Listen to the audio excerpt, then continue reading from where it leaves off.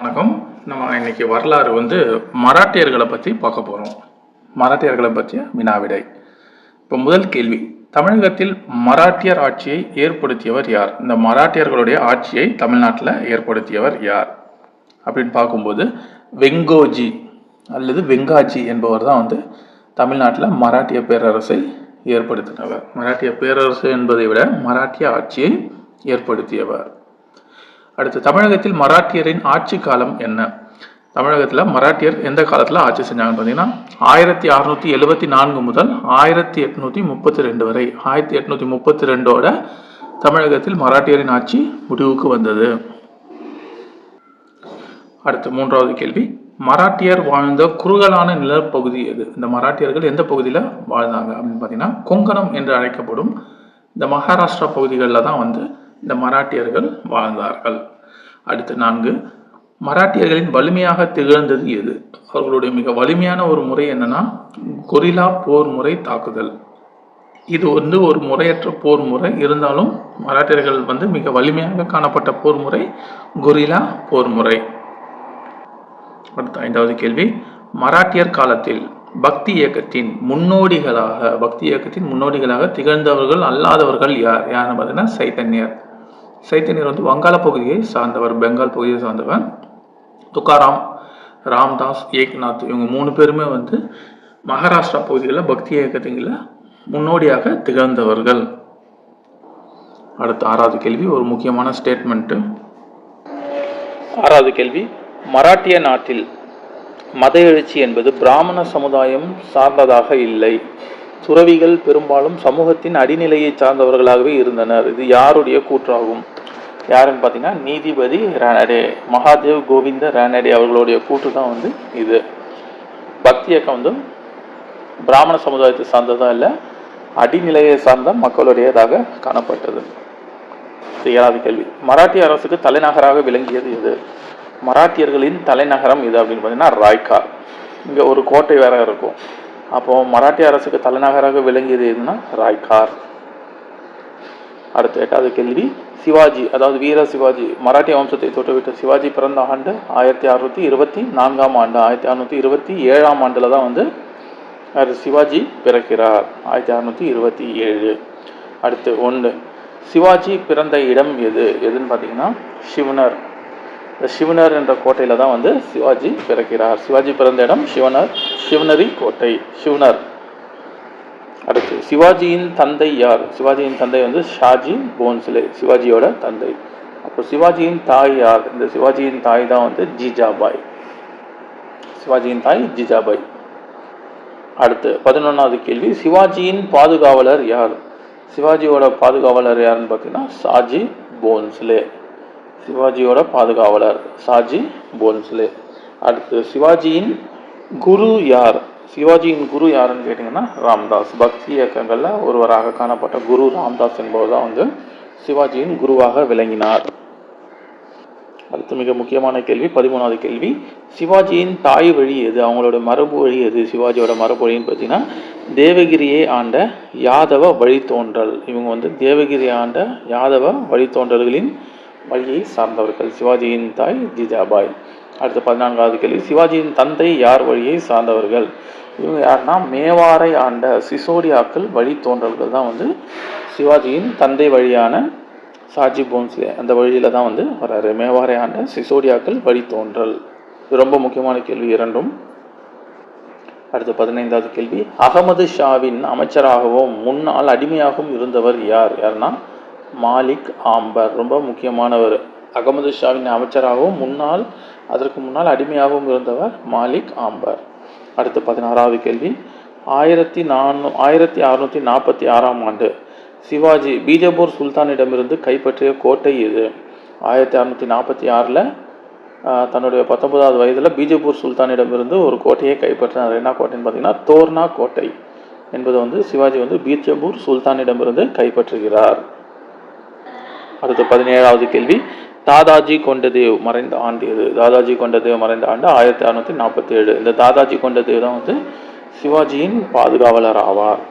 அடுத்து 18வது கேள்வி, சதாரா மாவட்டத்தில் எந்த இடத்தை சிவாஜி கைப்பற்றிய பின்பு மராட்டியர் மத்தியில் பிரபலம் அடைந்தார்? சதாரா என்ற மாவட்டத்தில் எந்த இடத்தை சிவாஜி கைப்பற்றிய பின்பு மராத்தியர் மத்தியில் பிரபலம் அடைந்தார் அப்படின்னு பார்த்தீங்கன்னா ஜாவலி.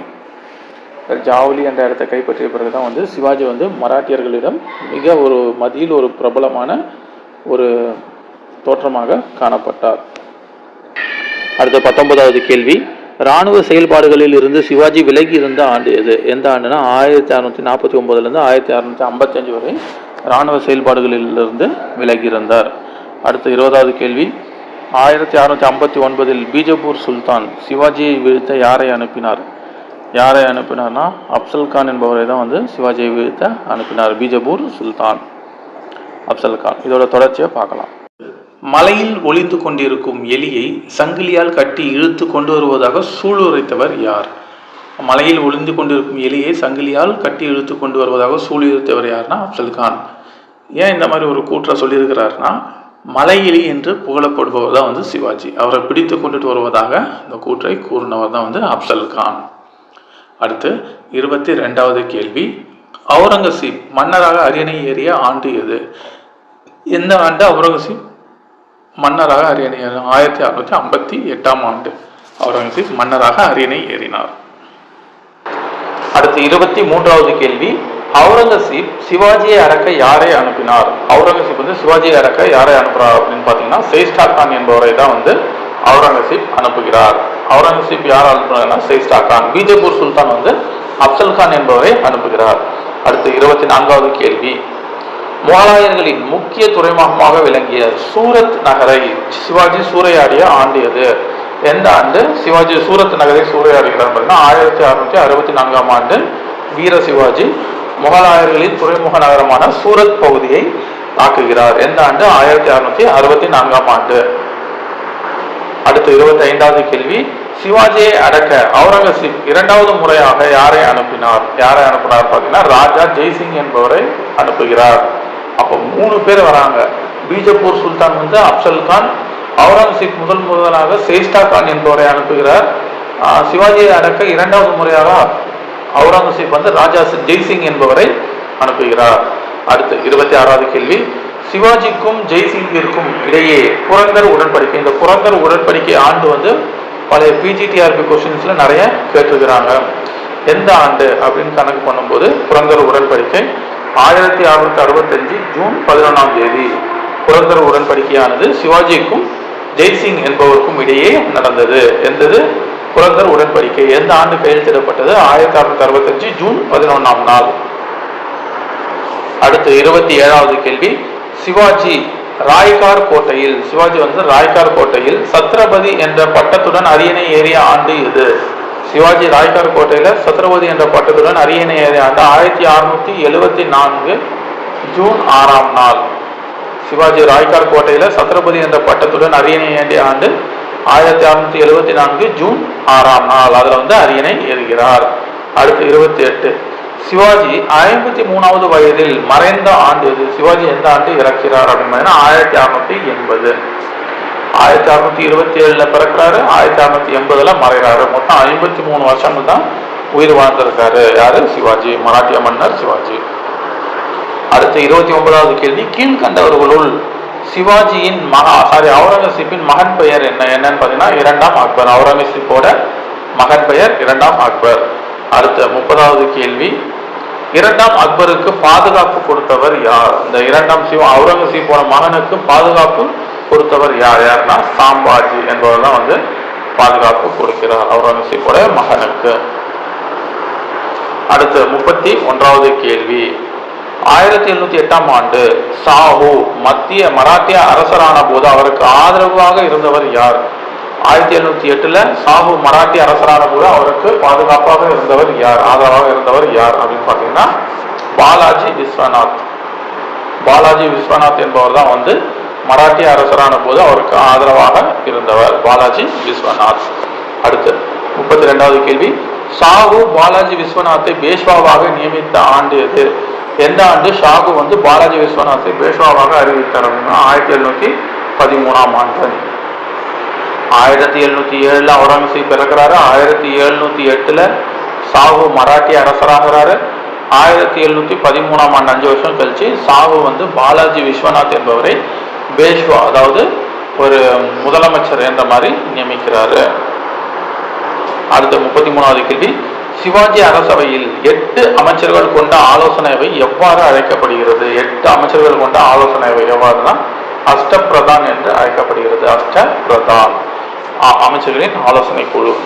அடுத்த 34, சிவாஜி தனது அரசை எத்தனை மாகாணங்களாக பிரித்தார்? எத்தனைனா 4 மாகாணங்களாக பிரிக்கிறார்.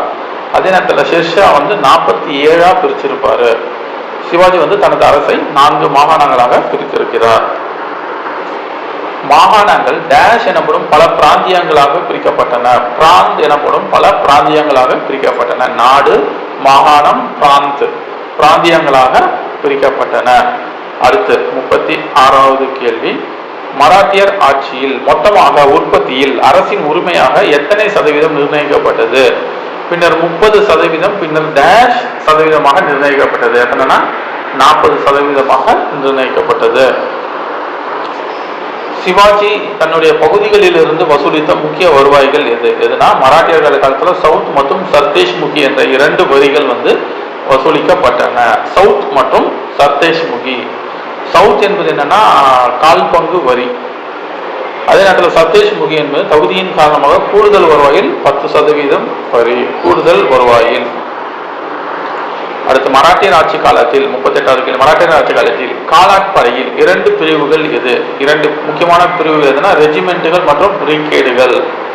காலாட் படையில் 2 பிரிவுகள், ரெஜிமெண்ட்டுகள் மற்றும் பிரிகேடுகள். அடுத்து 39வது கேள்வி, கீழ்கண்ட கூற்றுகளை ஆராய்க. 9 வீரர்கள் கொண்ட சிறிய படைப்பிரிவுக்கு தலைவர் நாயக் கார்பரல் என்று அழைக்கப்பட்டார். சரி. குதிரைப்படையின் 2 பிரிவுகள் பர்கீர்கள் மற்றும் சைலோதர்கள். இதுவும் வந்து சரியாக உள்ளது. அடுத்து குதிரைப்படையின் தலைமை தளபதி யார்? 40வது கேள்வி, குதிரைப்படையின் தலைமை தளபதி யார்? யாருன்னு பார்த்தீங்கன்னா சாரி நவ்போத். குதிரைப்படையின் தலைமை தளபதி சாரி நவ்போத். அடுத்து 41வது கேள்வி, கிரிமினல் வழக்குகளை விசாரித்தவர் யார்? கிரிமினல் வழக்குகளை விசாரித்த நீதிபதி மாதிரி யாருன்னா பட்டேல். குதிரைப்படையின் தளபதி சாரி நவ்பத், கிரிமினல் வழக்குகளை விசாரித்தவர் பட்டேல். அடுத்து 42வது கேள்வி, சிவில் வழக்குகளை தீர்த்து வைத்தவர் யார்? சிவில் வழக்குகளை தீர்த்து வைத்தவர் யார் பார்த்தீங்கன்னா கொத்வால். அடுத்து 43, மேல்முறையீட்டுகளின் தலைமை நீதிபதி யார்? இந்த மேல்முறையீடுகளின் தலைமை நீதிபதி யாருன்னு பார்த்தீங்கன்னா நியாயதீஷ். மேல்முறையீட்டு தலைமை நீதிபதி நியாயதீஷ். அடுத்து 44, இறுதி மேல்முறையீட்டு நீதிமன்றம் பெயர் என்ன? இறுதி மேல்முறையீட்டு நீதிமன்றம் ஆஜிர் மஜ்லிம். ஆஜிர் மஜ்லிம் என்பதுதான் வந்து மேல்முறையீட்டு நீதிமன்றம். அடுத்து பேஷ்வா என்பது பற்றி அடுத்த இதில் ஆரம்பிக்கலாம். அனைவருக்கும் வணக்கம். மராட்டிய வரலாறு அதை பற்றி நம்ம வினாக்களை பார்த்து கொண்டிருக்கிறோம். முதல் பேஷ்வா யார்? இந்த கீழ்கண்டவற்றுள்ள முதல் பேஷ்வா யாருன்னு பார்த்தீங்கன்னா பாலாஜி விஸ்வநாத். இவர் தான் வந்து முதல் பேஷ்வா. 1713ஆம் ஆண்டு நியமிக்கப்பட்டார். பாலாஜி விஸ்வநாத்துக்கு அப்புறம் முதலாம் பாஜிராவ், பாலாஜி பாஜிராவ் ஆகியோர்கள் வந்து பேஷ்வாவாக பதவி வகிக்கிறார்கள்.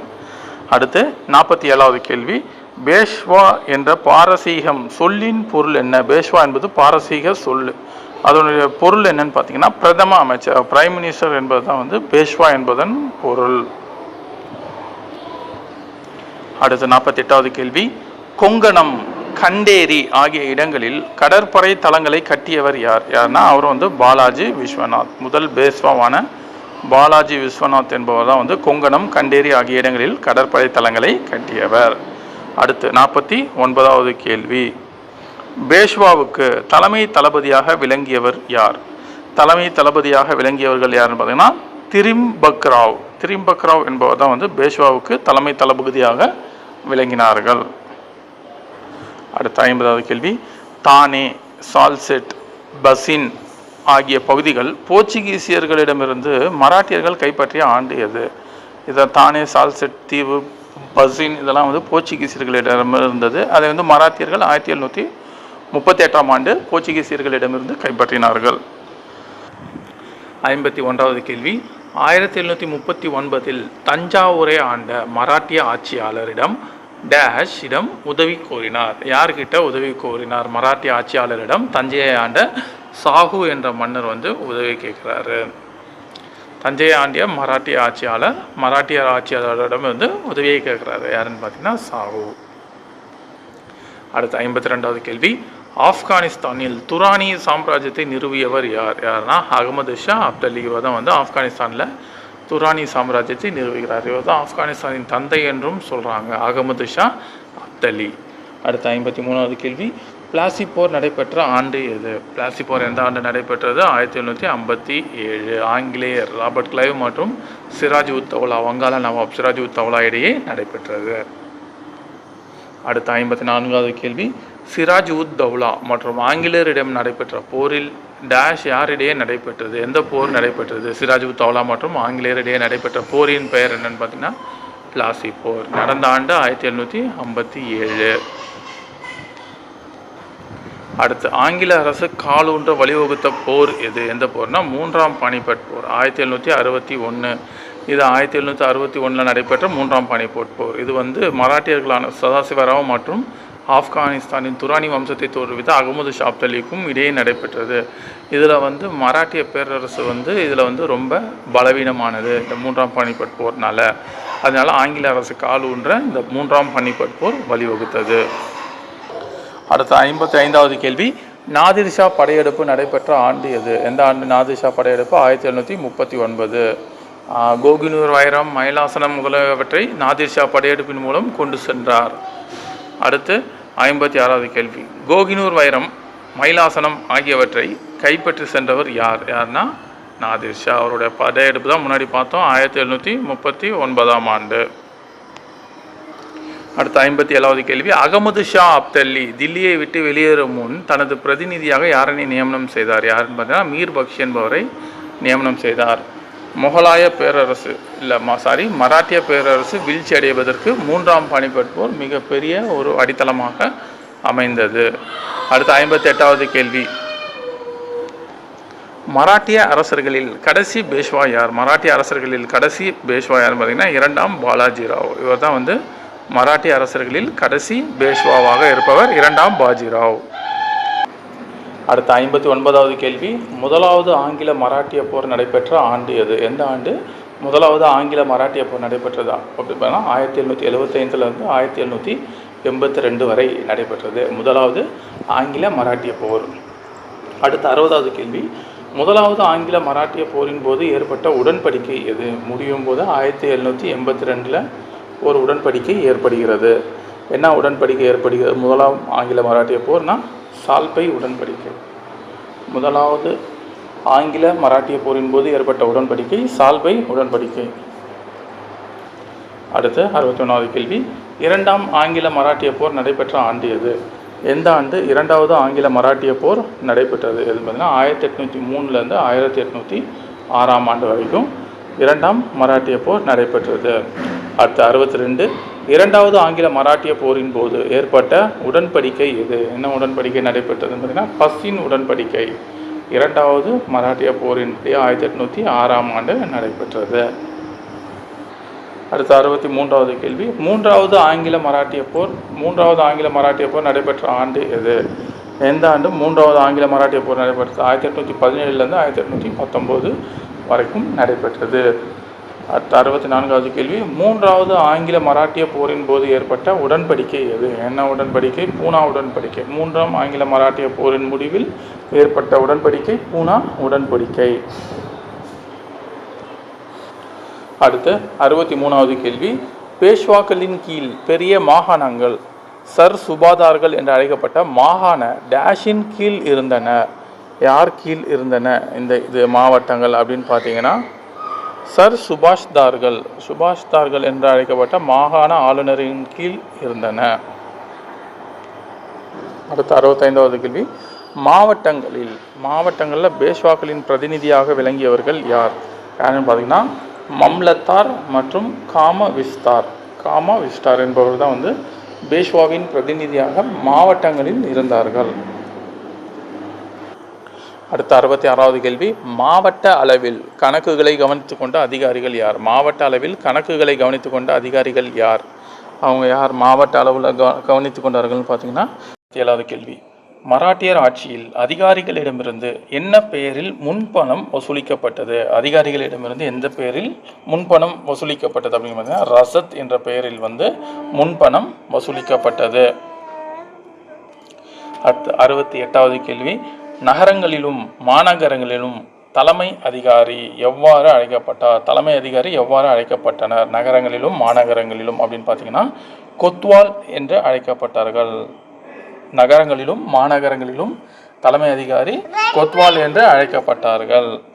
அடுத்து 68வது கேள்வி, 66வது கேள்வி பொறுத்துக. சவுத் வரி பிரிக்கப்பட்ட விதம். மராட்டியர்களின் ஆட்சி காலத்தில் 2 வரி விதிக்கப்பட்டன. ஒன்று சவுத், இன்னொன்று சர்தேஷ் முகி என்ற வரி விதிக்கப்பட்டன. அதில் எவ்வாறு பிரிக்கப்பட்டன?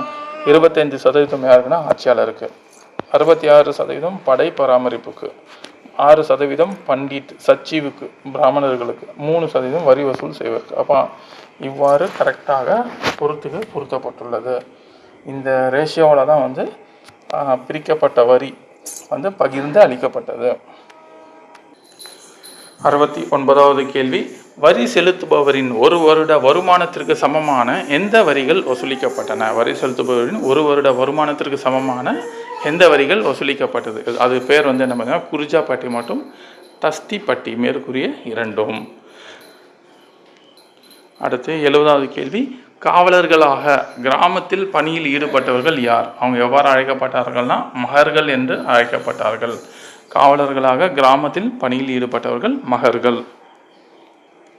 71வது கேள்வி, நீதி மற்றும் காவல்துறை அதிகாரங்கள் யாரிடம் இருந்தன? நீதி மற்றும் காவல்துறை அதிகாரங்கள் யாரிடம் இருந்தன பார்த்தீங்கன்னா கொத்வால் இவர்கிட்ட தான் நீதி மற்றும் காவல்துறை அதிகாரங்கள் இருந்தன. அடுத்து 72வது கேள்வி, மராட்டிய இராணுவத்தின் முக்கிய பலம் என்ன?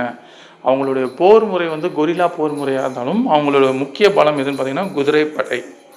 மராட்டிய இராணுவத்தின் மிக முக்கிய பலம் குதிரைப்படை. அடுத்து 72வது கேள்வி, சிவாஜி ஆட்சி காலத்தில் குதிரைப்படையின் தலைமை தளபதி யார்? சிவாஜி ஆட்சி காலத்தில் குதிரைப்படையின் தலைமை தளபதி யார்னா சாரி நவ்பத். அவர் தான் சிவாஜியின் ஆட்சி காலத்தில் குதிரைப்படையின் தலைமை தளபதி ஆவார். அடுத்து 73வது கேள்வி, மராட்டியர் ஆட்சியில் முக்கிய வருவாய் எது? அவங்களுடைய ஆட்சியில் முக்கிய வருவாய் எதுன்னு பார்த்தீங்கன்னா நில வருவாய். இதுதான் மிக முக்கிய வருவாய். 74வது கேள்வி, மராட்டிய ஆயுதப்படையில் இடம்பெற்றிருந்தவர்கள் யார்னா போர்ச்சுகீசியர் இருந்தாங்க, இந்திய கிறிஸ்தவர்கள் இருந்தாங்க, ஆங்கிலேயர் இருந்தாங்க. அப்போ மேற்கூறிய அனைவருமே மராட்டிய ஆயுதப்படையில் இருந்தனர். அடுத்து 76வது கேள்வி, கொங்கணம், கண்டேரி, விஜயதுர்க் ஆகிய இடங்களில் கடற்படை தளங்களை கட்டியவர் யார்? ஏற்கனவே கொங்கணம், கண்டேரி, விஜயதுர்க் ஆகிய இடங்களில் கடற்படை தளங்களை கட்டியவர் யாருன்னு பார்த்தீங்கன்னா முதல் பேஷ்வாவான பாலாஜி விஸ்வநாத் 1713ஆம் ஆண்டு ஆட்சி பொறுப்பேற்கிறார் பேஷ்வாவாக. அவர் தான் இந்த இடங்களெல்லாம் கடற்படை தளங்களை கட்டியவர். அடுத்து 77வது கேள்வி, நயங்காரா. இந்த நயங்காரா என்ற அமைப்பை உருவாக்கியவர் யார்? இந்த நயங்காரா என்ற அமைப்பை உருவாக்கியவர் கிருஷ்ணதேவ ராயர். இவர் தான் இந்த நயங்காரா என்ற அமைப்பை உருவாக்கியவர். அடுத்து 78வது கேள்வி, தமிழகத்தில் பிரிக்கப்பட்ட மிகப்பெரிய நயங்காராக்கள் எது? தமிழகத்தில் பிரிக்கப்பட்ட மிகப்பெரிய நயங்காராக்கள் செஞ்சி, தஞ்சாவூர், மதுரை. இவை அனைத்துமே நயங்காரா நாயக்கர்கிட்ட இருந்தது இந்த பகுதிகளெலாம். அடுத்து 79வது கேள்வி, தஞ்சாவூரில் நாயக்கர் ஆட்சி முடிவுற்ற ஆண்டு எப்பொழுது? எந்த ஆண்டு தஞ்சாவூரில் நாயக்கர் ஆட்சி முடிவுற்றது? 1673ஆம் ஆண்டு. தஞ்சாவூரில் நாயக்கர் ஆட்சி முடிவுற்றவுடன் யாருடைய ஆட்சி வருதுன்னு பார்த்தீங்கன்னா மராட்டியர்களின் ஆட்சி வருகிறது. அடுத்து 80வது கேள்வி, தஞ்சாவூரில் மராட்டியர் ஆட்சி துவங்கிய ஆண்டு 1676. யார் தன்னை அரசராக அறிவித்து கொண்டார்? யாருன்னா வெங்கோஜி. தஞ்சை அரசர், முதல் அரசர் யாருன்னு பார்த்தீங்கன்னா வெங்கோஜி. அடுத்து 81வது கேள்வி, மராட்டிய சாம்ராஜ்யத்தின் கடைசி ஆட்சியாளர். மராட்டிய சாம்ராஜ்யத்தின் கடைசி ஆட்சியாளர் தஞ்சாவூரை ஆண்ட அரசர் யார்? பார்த்தீங்கன்னா 2ஆம் சரபோஜி. இவர் தான் கடைசி தஞ்சை மராட்டிய அரசர். ஃபர்ஸ்ட் அரசர் யாருன்னா வெங்கோஜி. அடுத்து 82வது கேள்வி, டேஷ் ஜெர்மனிய சமயப்பரப்பு குழுவை சேர்ந்த யாரிடமிருந்து கல்வி பயின்றார்? Frederick swords. 82வது கேள்வி பார்த்தீங்கன்னா யாரிடமிருந்து கல்வி கற்றார் அப்படின்னு பார்த்தீங்கன்னா 2ஆம் சரபோஜி. 2ஆம் சரபோஜியிடமிருந்து தான் கல்வி கற்றார் பயின்றார் ஃப்ரெட்ரிக் ஸ்வாட்ஸ். நம்ம மிக முக்கியமாக தஞ்சை மராட்டியர்களை பற்றி படிக்கும்போது இரண்டாம் சரபோஜியை பற்றி மிக முக்கியமாக குறிப்பெடுத்து கொள்ள வேண்டும். அவர் பல்வேறு விதமான நலப்பணிகளை ஆற்றியுள்ளார். அவற்றை நம்ம இப்போ பார்க்கலாம்.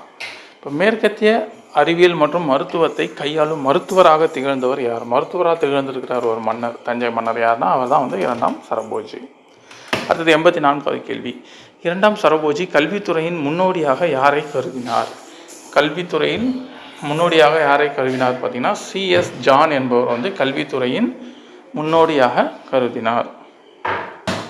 85வது கேள்வி. 1803 தஞ்சாவூரில் கிறிஸ்தவர்கள் அல்லாத உள்ளூர் குழந்தைகளின் கல்விக்காக முதலாவது நவீன பொதுப்பள்ளியை நிறுவியவர் யார்? இதுவும் பார்த்தீங்கன்னாலும் இரண்டாம் சரபோஜி. பள்ளியவும் நிறுவியிருக்கிறார். இவர் ஒரு மருத்துவராகவும் இருந்திருக்கிறார். அடுத்து 86வது கேள்வி. புதிய அல்லது நவீன கல்வி முறைக்காக நவவித்யா, இது முக்கியமாக குறிச்சிக்கணும், நவவித்யா முறையை அரசவை நடத்திய பள்ளிகளில் அறிமுகம் செய்தவர். அவரும் யாருன்னா இரண்டாம் சரபோஜி. இரண்டாம் சரபோஜி பல்வேறு நலத்திட்டங்களையும் கல்வி முறைக்கான செயல்பாடுகளையும் ஏற்படுத்தியுள்ளார். யார்? இரண்டாம் சரபோஜி. இவர் தான் தஞ்சை மராட்டிய கடைசி அரசராவார்.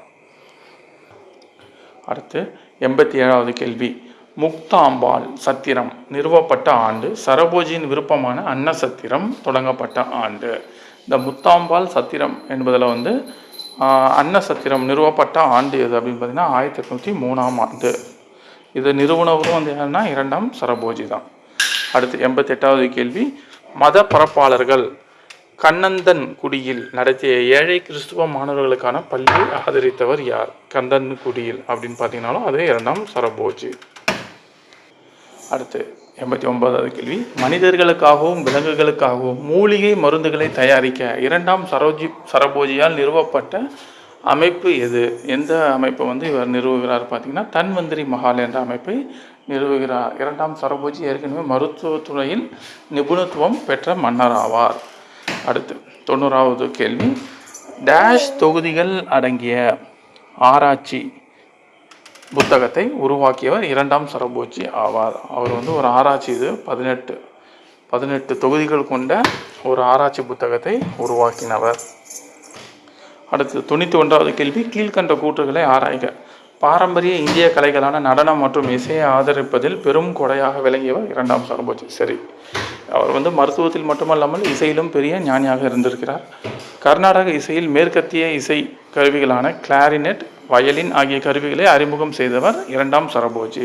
அப்போது கர்நாடக இசையிலே மேற்கத்திய இசையை புகுத்தியவர் இரண்டாம் சரபோஜி மன்னர் அறிமுகம் செய்தார். அடுத்து 93வது கேள்வி. இரண்டாம் சரபோஜி தமிழ்நாட்டின் முதலாவது வன உயிரியல் பூங்காவை எங்கு அமைத்தார்? இந்தியாவிலே தமிழகத்திலே முதலாவது வன உயிரியல் பூங்கா எங்கே அமைக்கப்பட்டதுன்னு கேட்டாலும் தஞ்சாவூர். ஒரு ஜிகே கொஸ்டின். அதை அமைத்தவர் யாருன்னு பார்த்தீங்கன்னாலும் மராட்டிய கடைசி அரசரான இரண்டாம் சரபோஜி. அடுத்து 94வது கேள்வி. 40 ஆண்டுகள் ஆட்சிக்கு பிறகு சரபோஜி மரணம் அடைந்த ஆண்டு எது? எந்த ஆண்டு மரணம் அடைகிறார் அப்படின்னா 1832ஆம் ஆண்டு மார்ச் 7ஆம் தேதி இரண்டாம் சரபோஜி மரணம் அடைகிறார். 95வது கேள்வி. முடிசூடிய பல தலைவர்களை நான் பார்த்திருக்கிறேன், ஆனால் இவரை தவிர எவரிடமும் அது இளவரசர் தன்மையோடு அலங்கரித்தது இல்லை. முடிசூடிய பல தலைவர்களை நான் பார்த்திருக்கிறேன், ஆனால் இவரை தவிர எவரிடமும் அது இளவரசர் தன்மையோடு அலங்கரித்தது இல்லை. இந்த கூற்றை கூறியவர் யார் அப்படின்னு பார்த்தீங்கன்னா பிஷப் ஹீபர் என்பவர் தான் இரண்டாம் சரபோஜியை பற்றி புகழ்ந்து இந்த வரியை சொல்லியிருக்கிறார். அடுத்து 96வது கேள்வி. இரண்டாவது ஆங்கில மராட்டிய போரின் போது ஆங்கில கவர்னர் ஜெனரலாக இருந்தவர் யார்? இரண்டாவது மராட்டிய போர் நடைபெற்ற ஆண்டு எது? யார் காலத்தில் நடைபெற்ற போது? வெல்லஸ்லி பிரபு. அவர் தான் ஆங்கில மராட்டிய போர் போது கவர்னர் ஜெனரலாக இருந்தார். அடுத்து சிவாஜியின் இராணுவ அமைப்பில் மிக சிறிய படை அலகின் தலைவராக இருந்தவர் யார்? மிக சிறிய படை தலைவன் நாயக். அடுத்து 9வது. சிவாஜி ஆட்சி காலத்தில் குதிரைப்படையின் தலைமை தளபதி யார்? சாரி நௌபத். அடுத்து 100வது கேள்வி. ஆளுநர் மன்ரோவின் கல்வி கணக்கெடுப்புக்காக அறிக்கை உருவாக்கப்பட்ட ஆண்டு எது? ஆளுநர் மன்ரோவின் கல்வி கணக்கெடுப்புக்காக இது எந்த ஆண்டு உருவாக்கப்பட்டது அப்படின்னு பார்த்தீங்கன்னா 1823ஆம் ஆண்டு மன்ரோவின் கல்வி கணக்கெடுப்புக்காக அறிக்கை உருவாக்கப்பட்ட ஆண்டு. 101வது கேள்வி, தஞ்சாவூர் முழுவதும் இருந்த 44 பள்ளிகளில் அரசவை மூலமாக 21 பள்ளிகள் நடத்தப்பட்டன. சரி, கல்விக்காக நிறைய 2ஆம் சரபோஜி மன்னர் சீர்திருத்தப்பட்டிருக்கிறாரு. அதாவது 1712 முதல் 1728 வரை 16 ஆண்டுகள் 1ஆம் சரபோஜி ஆட்சியில் இருந்தார். சரியாக உள்ளது. அடுத்து 105வது கேள்வி, 1739 முதல் 1763 வரை ஆட்சி புரிந்தவர் யார்? யார் ஆட்சி புரிந்தார் பார்த்தீங்கன்னா பிரதாப் சிங் என்பவர் ஆட்சி புரிகிறார். 106வது கேள்வி, 1787 ஆட்சியில் அமர்ந்தவர் யார்? யாருன்னு பார்த்தீங்கன்னா துல்ஜாஜி. 1ஆம் சரபோஜி, அவருக்கு அடுத்தது பிரதாப் சிங், அவருக்கு அப்புறம் துல்ஜாஜி என்பவர் ஆட்சி பொறுப்பேற்கிறார்கள்.